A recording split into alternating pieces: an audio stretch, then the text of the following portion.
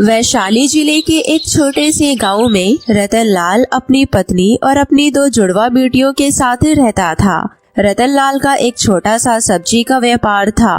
वो अपने खेत में उगी सब्जियों को बाजार में बेचकर अपने घर का खर्चा चलाया करता था। एक दिन उसकी पत्नी रचना उससे कहती है, सुनिए जी, अब से ना आप शाम को जल्दी घर आ जाया करिएगा, क्योंकि ठंड भी काफी बढ़ गई है और आप तो जानते ही हैं जिस रास्ते से आप आते हैं वो रास्ता ठीक नहीं है। हाँ भाग्यवान, तुम चिंता मत करो, अब से मैं जल्दी घर आ जाया करूँगा। अच्छा एक काम करो, तुम मेरे लिए खाना का डब्बा पैक करो, तब तक मैं खेत जाकर कुछ सब्जियाँ तोड़ कर आता हूँ। रतनलाल खेत पर सब्जी तोड़ने चला जाता है।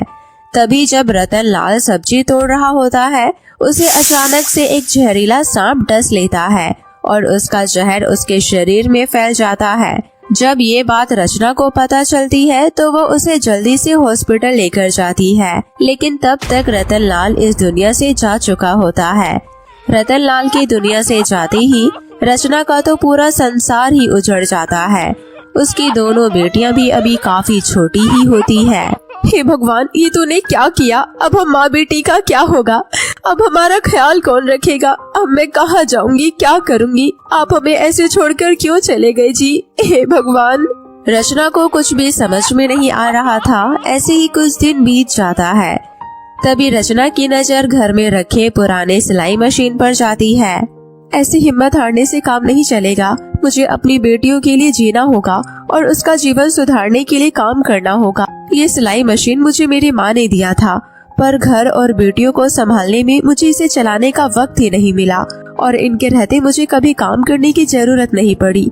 पर अब मुझे अपनी बेटियों के लिए काम करना होगा। ये सोचकर रचना सिलाई मशीन को साफ करके उस पर सिलाई करने बैठती है, लेकिन वो मशीन काफी दिन से बंद होने की वजह से खराब हो जाती है। हे भगवान, ये क्या? ये मशीन तो चल ही नहीं रही।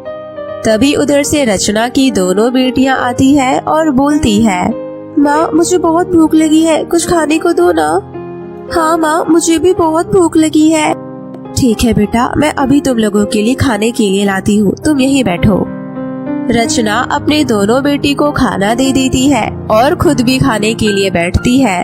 तभी उसके दरवाजे पर किसी बुढ़िया की आवाज आती है, बहुत भूख लगी है बेटी, कुछ खाने को दे दो। तुम मेरी मदद करोगी तो ऊपर वाला तुम्हारी मदद करेगा। इस बुढ़िया ने 2 दिनों से कुछ नहीं खाया है। आइए आइए अम्मा, अंदर आ जाइए, ये लीजिए अम्मा, खाना खा लीजिए। इतना बोलकर रचना अपने हिस्से का खाना उस बूढ़ी अम्मा को दे देती है। अरे वाह बेटी, काफी दिनों बाद पेट भरकर खाने को मिला है, बहुत ही अच्छा लग रहा है। लेकिन बेटी, क्या मुझे और रोटी मिल सकती है? रचना कुछ बोल पाती तभी उसकी दोनों बेटी अपना अपना थाली का प्लेट उठाकर अम्मा को दे देती है। ये लीजिए अम्मा, आप ये खाना भी खा लीजिए। हाँ अम्मा, मेरा खाना भी खा लीजिए।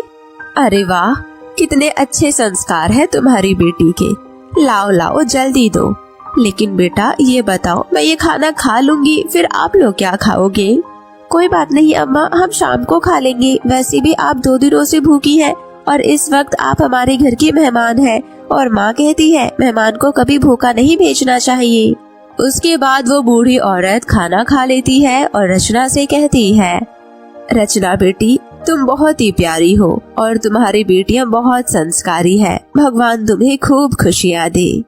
कैसी खुशियाँ अम्मा? भगवान ने तो मुझसे मेरा सब कुछ छीन लिया। उसके बाद रचना अपने बारे में सब कुछ उस बूढ़ी अम्मा को बताती है।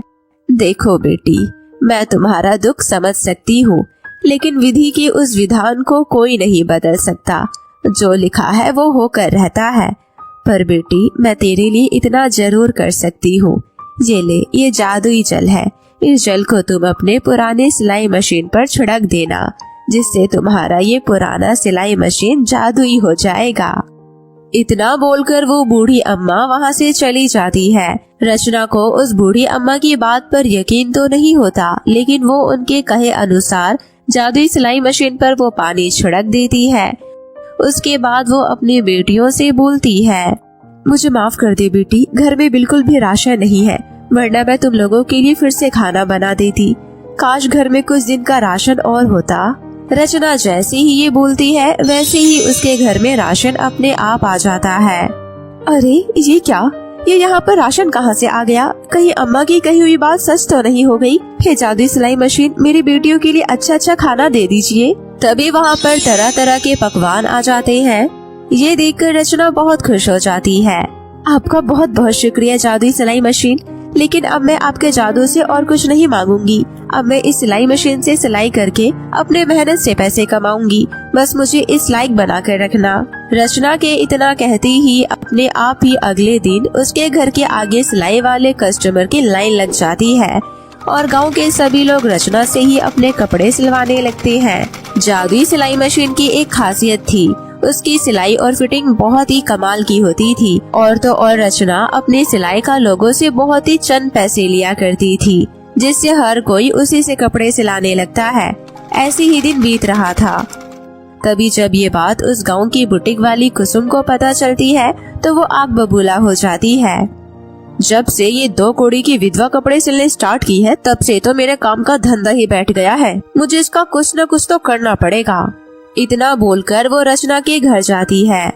क्यों री रचना की बच्ची, आखिर तूने गांव वालों पर ऐसा कौन सा जादू बिखेरा है कि हर कोई तुझसे ही सिलाई करा रहा है? कहीं तू सिलाई के साथ साथ कुछ और काम तो नहीं कर रही?